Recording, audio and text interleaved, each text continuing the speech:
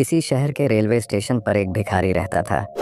वो वहां आने जाने वाली रेलगाड़ियों में बैठे यात्रियों से भीख मांगकर अपना पेट भरता था।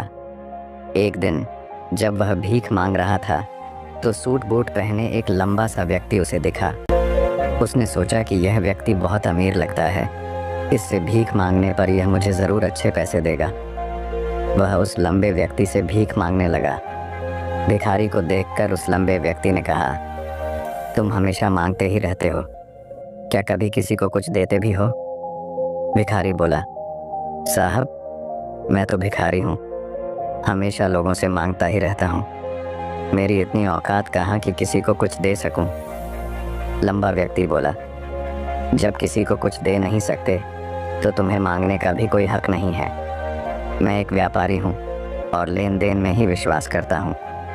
अगर तुम्हारे पास मुझे कुछ देने को हो तभी मैं तुम्हें बदले में कुछ दे सकता हूँ। इतना कहने के बाद वह लंबा आदमी ट्रेन में बैठकर चला गया। इधर भिखारी उसकी कही गई बात के बारे में सोचने लगा।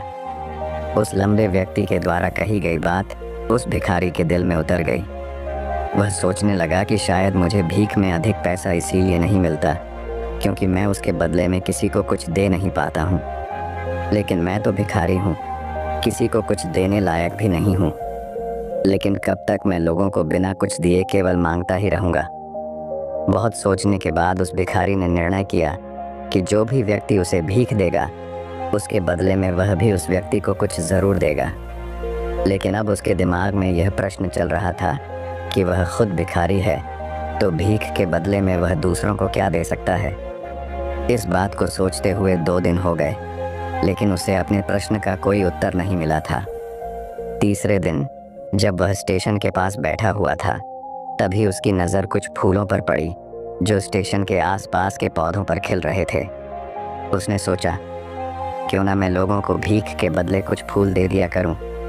उसको अपना यह विचार अच्छा लगा और उसने वहां से कुछ फूल तोड़ लिए। अब वह ट्रेन में भीख मांगने पहुंचा। अब जब भी कोई उसे भीख देता तो उसके बदले में वह भीख देने वाले को कुछ फूल दे देता। उन फूलों को लोग खुश होकर अपने पास रख लेते थे। अब भिखारी रोज़ फूल तोड़ता और भीख के बदले में उन फूलों को लोगों में बांट देता था। कुछ ही दिनों में उसने महसूस किया कि अब उसे बहुत अधिक लोग भीख देने लगे हैं। वह स्टेशन के पास के सभी फूलों को तोड़ लाता था। जब तक उसके पास फूल रहते थे तब तक उसे बहुत से लोग भीख देते थे। लेकिन जब फूल बांटते बांटते ख़त्म हो जाते तो उसे भीख भी नहीं मिलती थी। अब रोज़ ऐसा ही चलता रहा। एक दिन जब वह भीख मांग रहा था तो उसने देखा कि वही लंबा व्यक्ति ट्रेन में बैठा है जिसकी वजह से उसे भीख के बदले फूल देने की प्रेरणा मिली थी। वह तुरंत उस व्यक्ति के पास पहुंच गया और भीख मांगते हुए बोला, आज मेरे पास आपको देने के लिए कुछ फूल हैं, आप मुझे भीख दीजिए तो बदले में मैं आपको कुछ फूल दूंगा। उस लंबे व्यक्ति ने उसे भीख के रूप में कुछ पैसे दे दिए और भिखारी ने कुछ फूल उसे दे दिए। उस लंबे व्यक्ति को यह बात बहुत पसंद आई। वह बोला, वाह क्या बात है, आज तुम भी मेरी तरह एक व्यापारी बन गए हो। इतना कहकर फूल लेकर वह लंबा व्यक्ति अपने स्टेशन पर उतर गया। लेकिन उस लंबे व्यक्ति द्वारा कही गई बात एक बार फिर से उस भिखारी के दिल में उतर गई। वह बार बार उस लंबे व्यक्ति के द्वारा कही गई बात के बारे में सोचने लगा और बहुत खुश होने लगा। उसकी आंखें अब चमकने लगीं। उसे लगने लगा कि अब उसके हाथ सफलता की वह चाबी लग गई है जिसके द्वारा वह अपने जीवन को बदल सकता है। वह तुरंत ट्रेन से नीचे उतरा और उत्साहित होकर बहुत तेज़ आवाज़ में ऊपर आसमान की तरफ देखकर बोला, मैं भिखारी नहीं हूँ, मैं तो एक व्यापारी हूँ, मैं भी अमीर बन सकता हूँ। लोगों ने उसे देखा तो सोचा कि शायद यह भिखारी पागल हो गया है और अगले दिन से वह भिखारी उस स्टेशन पर फिर कभी नहीं दिखा। लेकिन 6 महीने बाद इसी स्टेशन पर 2 व्यक्ति सूट बूट पहने हुए यात्रा कर रहे थे। दोनों ने एक दूसरे को देखा तो उनमें से एक ने दूसरे से हाथ मिलाया और कहा, क्या आपने मुझे पहचाना? दूसरा व्यक्ति बोला, नहीं, क्योंकि मेरे हिसाब से हम लोग पहली बार मिल रहे हैं। पहला व्यक्ति बोला, नहीं, आप याद कीजिए, हम पहली बार नहीं बल्कि तीसरी बार मिल रहे हैं। दूसरा व्यक्ति बोला, मुझे याद नहीं, वैसे हम पहले 2 बार कब मिले थे? अब पहला व्यक्ति मुस्कुराया और बोला, हम पहले भी 2 बार इसी ट्रेन में मिले थे। मैं वही भिखारी हूँ जिसको आपने पहली मुलाकात में बताया कि मुझे जीवन में क्या करना चाहिए, और दूसरी मुलाकात में बताया कि मैं वास्तव में कौन हूँ। दूसरा व्यक्ति मुस्कुराया और अचंभित होते हुए बोला, ओह, याद आया, तुम वही भिखारी हो जिसे मैंने एक बार भीख देने से मना कर दिया था और दूसरी बार मैंने तुमसे कुछ फूल खरीदे थे। लेकिन आज तुम ये सूट बूट में कहाँ जा रहे हो और आजकल क्या कर रहे हो? तब पहला व्यक्ति बोला, हाँ, मैं वही भिखारी हूँ, लेकिन आज मैं फूलों का एक बहुत बड़ा व्यापारी हूँ और इसी व्यापार के काम से ही दूसरे शहर जा रहा हूँ। कुछ देर रुकने के बाद वह फिर बोला, आपने मुझे पहली मुलाकात में प्रकृति का वह नियम बताया था जिसके अनुसार हमें तभी कुछ मिलता है जब हम कुछ देते हैं।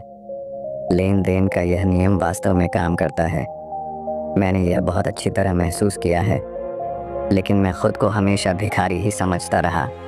इससे ऊपर उठकर मैंने कभी सोचा ही नहीं। और जब आपसे मेरी दूसरी मुलाकात हुई तब आपने मुझे बताया कि मैं एक व्यापारी बन चुका हूँ। अब मैं समझ चुका था कि मैं वास्तव में एक भिखारी नहीं बल्कि व्यापारी बन चुका हूँ। मैंने समझ लिया था कि लोग मुझे इतनी भीख क्यों दे रहे हैं, क्योंकि वह मुझे भीख नहीं दे रहे थे बल्कि उन फूलों का मूल्य चुका रहे थे। सभी लोग मेरे फूल खरीद रहे थे क्योंकि इससे सस्ते फूल उन्हें कहाँ मिलते। मैं लोगों की नज़रों में एक छोटा व्यापारी था, लेकिन मैं अपनी नज़रों में एक भिखारी ही था। आपके बताने पर मुझे समझ आ गया कि मैं एक छोटा व्यापारी हूँ। मैंने ट्रेन में फूल बांटने से जो पैसे इकट्ठे किए थे उनसे बहुत से फूल खरीदे और फूलों का व्यापारी बन गया। यहाँ के लोगों को फूल बहुत पसंद है और उनकी इसी पसंद ने मुझे आज फूलों का एक बहुत बड़ा व्यापारी बना दिया। दोनों व्यापारी अब खुश थे और स्टेशन आने पर साथ उतरे और अपने अपने व्यापार की बात करते हुए आगे बढ़ गए। दोस्तों, इस कहानी से हमें बहुत कुछ सीखने को मिलता है। कहानी में लंबा व्यापारी गिव एंड टेक के नियम को बहुत अच्छी तरह जानता था। दुनिया के सभी बड़े व्यापारी इसी जीवन के नियम का उपयोग करके सफल हुए हैं। इस फॉर्मूले को उसने भिखारी को भी बताया। भिखारी ने इस प्राकृतिक नियम को अपना लिया और इसका असर उसके जीवन में साफ दिखाई देने लगा। उसने अपनी सोच बदली और उसकी ज़िंदगी बदल गई। यह कहानी हमें बताती है कि हम यदि अपनी सोच बदल लें तो कुछ भी हासिल किया जा सकता है। यदि हम खुद को छोटा समझते रहेंगे तो हम हमेशा छोटे ही बने रहेंगे। बड़ा बनने के लिए हमें अपनी सोच को बदलना होगा और ख़ुद के बारे में बड़ा सोचना होगा। कहानी का सार यह है कि सफलता आपकी सोच में छुपी होती है। खुद का आत्मसम्मान जगाइए, अपनी सोच को बड़ा बनाइए और देखिए कैसे आप सफलता के शिखर पर पहुंच जाते हैं।